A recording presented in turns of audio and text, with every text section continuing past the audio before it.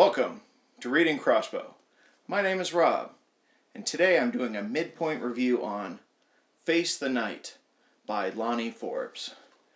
This was a book selected by Lana, which is the reason why I'm doing the midpoint review. If this had been one of the badass books I pick, she would be the one doing the midpoint review. At this point, I've read to chapter 22, and I just wanted to give you my impressions of the book so far.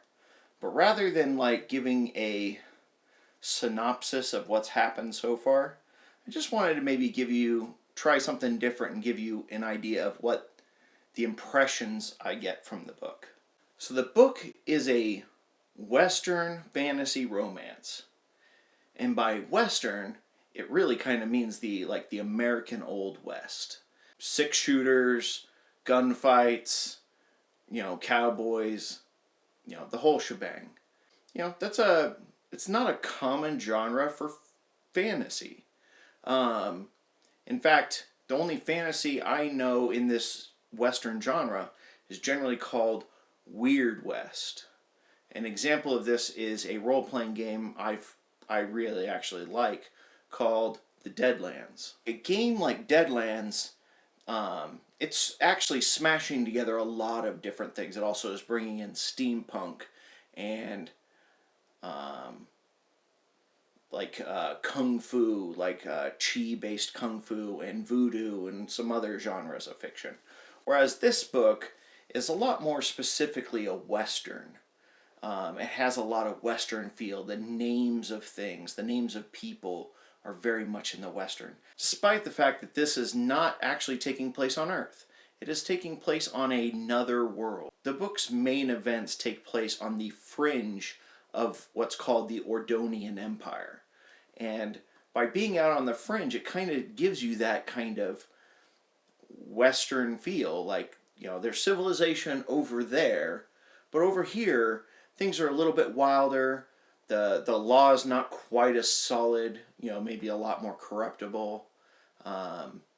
And that actually does really give you a good feel for a Western. I grew up as a child and we watched a lot of Clint Eastwood and John Wayne movies. Not necessarily by my choice, it was just what my parents watched and therefore I got to watch it too. But I do have a kind of a soft spot for those kind of movies. But anyway, so the book kind of gives you a lot of those impressions of a Western. The main character is an outlaw and working against the authority, and the authority in this situation is very much a corrupt one. In fact, it feels, even to be more specific, it feels like, of all things, Zorro. So, if you've ever watched the Antonio Banderas Zorro movies, it's the Dons who are basically they're these aristocrats from old Spain, and they're trying to carve out their own little kingdom away from mainland Spain, out in Mexico and Southern California. And that's kind of the storyline of the Antonio Banderas Zorro movies. And this story has that almost very similar feel, where what they call the barons, just substitute Don, the barons, at least one baron in particular, is trying to carve off this frontier area of this empire into its own country that he can be the leader of. And the main character, who's working outside the law, is essentially working against that. And so without a sword, scribbling Z's and shit everywhere, it definitely does feel like a Zorro type of story. So in the kind of trope of these kinds of stories in a Western, the good guys wear black and they're dour and they have shady pasts, whereas the bad guys in those kinds of stories are wearing immaculate white suits, because nothing stinks like pride and just arrogance to wear an immaculate white suit out in the Old West. I mean, imagine just trying to keep that thing clean. The resources you have to expend to keep it clean in that kind of environment. That can only be accomplished by the bad guy. And that's why bad guys in a Western wear white. Whereas like in later genres, the people who wear white tend to be the good guys. But in a Western specifically, the bad guys wear white because of the just hubris of and pride of being able to say, I have this clean suit. And that kind of is the feeling you get from the antagonist of this story, a man named Caldwell. And he just screams out as this corrupt political manipulator. As he even sends, in one part of the story, he sends his son out with insufficient funds to buy some cattle, and expects him to bring back exactly the right amount of cattle that he was sent out to do, despite the fact he didn't give his son enough money. Now, he expected his son to use lies and manipulation to basically score a better deal than what had already been contracted for. And that's the kind of man this, and when his son fails to do so, it's time for the punishments to be laid out. And they're completely unfair and unjust, but that kind of shows what the character is all about. So one of the things that I liked as this story starts is it actually brings forth a lot of common tropes of a Western. Things like a renegade outlaw protagonist being held by a corrupt law official, a train heist, a shootout between the lawmen and the outlaws, hiding out in an old, mostly abandoned church, a alcoholic priest, that's helps out this, renegade protagonist. And those are the kinds of tropes. And I say that they're tropes, but I don't want you to get the impression that these are bad things. In fact, these are good things, because what it does is it helps pull you into this genre. Especially if you're not used to a Western as a story. You still might be used to a lot of the tropes. And by the virtue of the fact that this story doesn't take place on Earth or in the American Old West, by using these familiar tropes, it helps pull you into this story by leveraging these tropes. Now, as at the point in this book that I've reached, it hasn't overused these tropes in the bad way of tropes. It's using tropes in the correct way, which is I'm using these tropes to establish a connection with the reader through familiarity. And that's actually great. I love that that's actually a good thing about tropes. The problem with tropes always comes into when they get overused, or they're used in a way that just makes a story less exciting or less interesting. In this case, the tropes that are used at the start of the story, they're actually help pull you deeper into this story, which is actually very beneficial to this book. Now, I did say also earlier that this is a Western fantasy romance. So, what's going on with the fantasy? So, there's magic? Yeah, there is, but it's a really kind of limited magic. So, there's some sort of creator god. But at some point in the past, there were these saints who were mortal beings, mortal people, who were elevated to a supernatural position where they intercede on behalf of mortals with the supreme being. Now, and by intercede, what they do is they'll actually gift powers to people. Now, these people don't seem to be they don't feel like they chose to be chosen. They're kind of chosen at the time of their baptism. In which case, when they're baptized, one of the saints may bless them with this power, and it depends on which saint.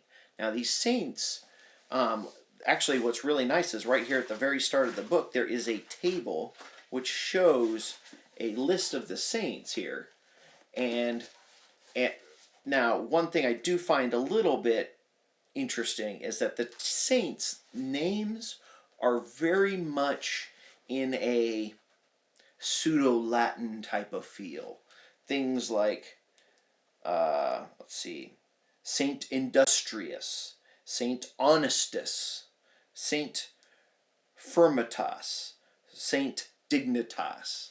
And this is the kind of pseudo Latin that I'm used to as a Warhammer gamer.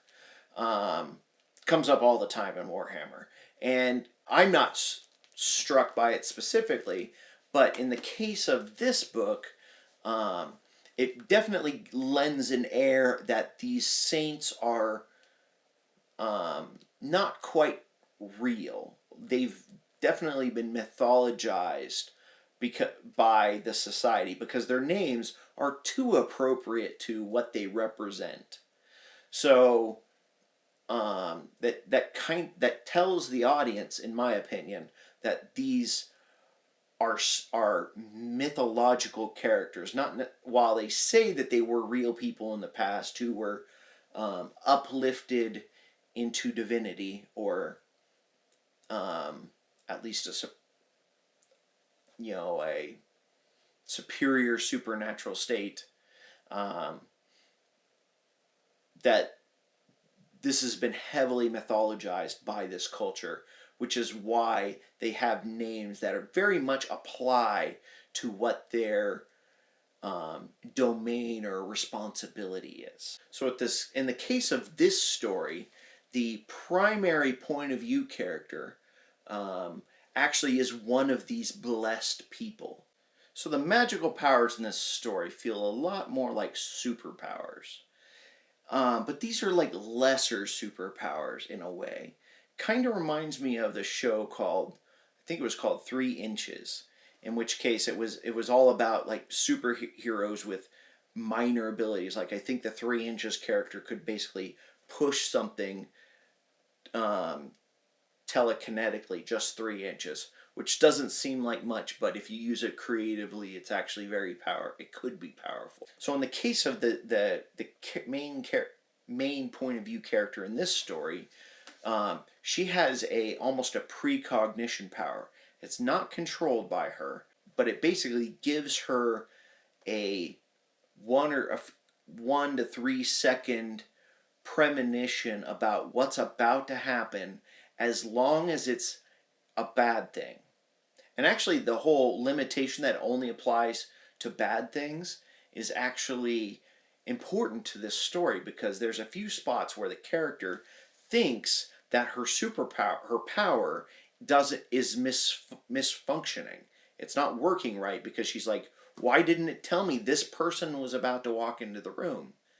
Because the superpower knew that person is not a threat. And the character hasn't realized that yet. And so it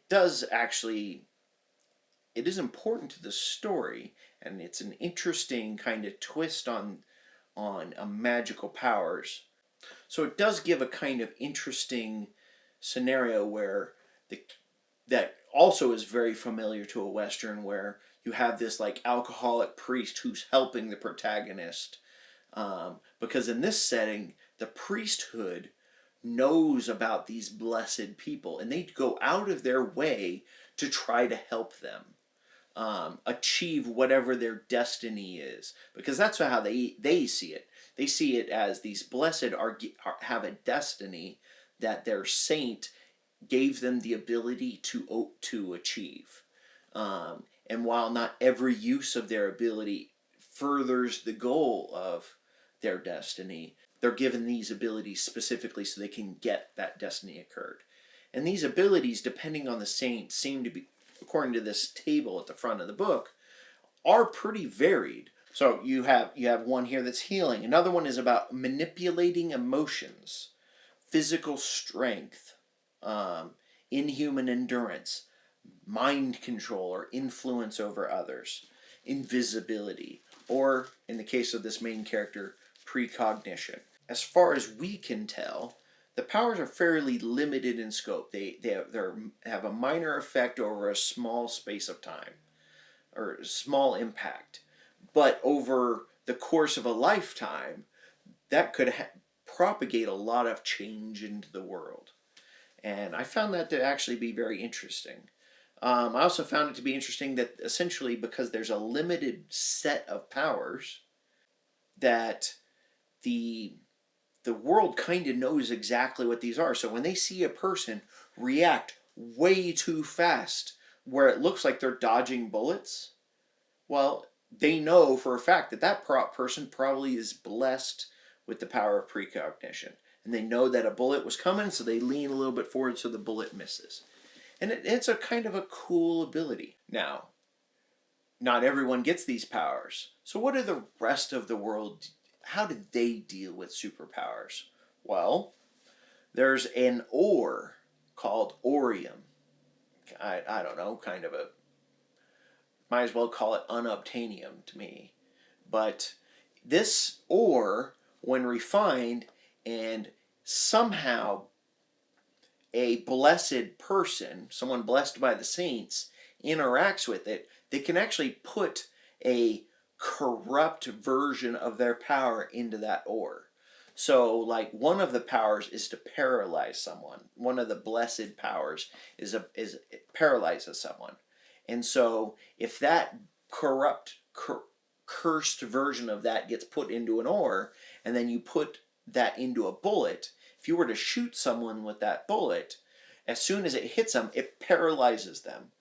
And depending on how much ore was used, affects how long they're paralyzed for.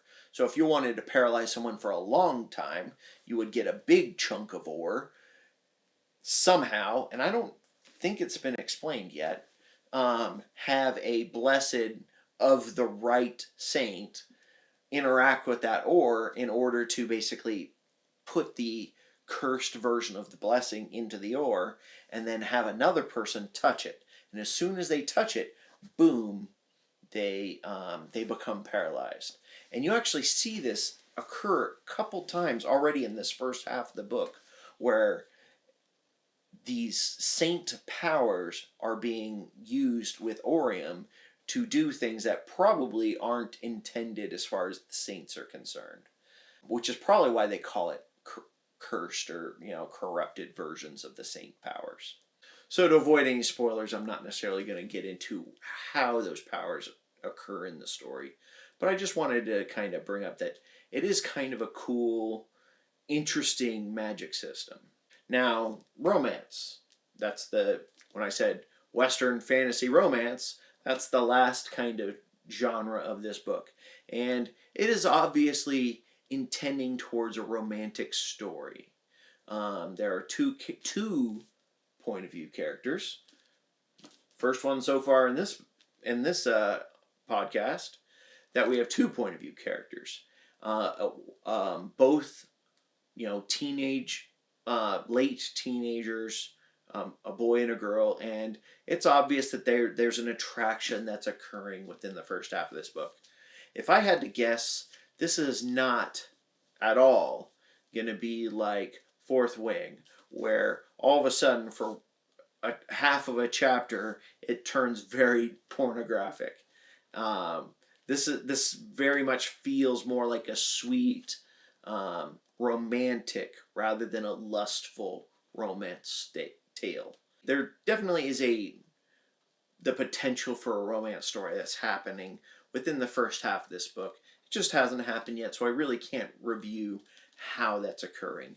But me as a non-romance book reader, yeah, it's fine. Like it's no more intrusive to the fantasy Western plot than the romance subplot of Zorro.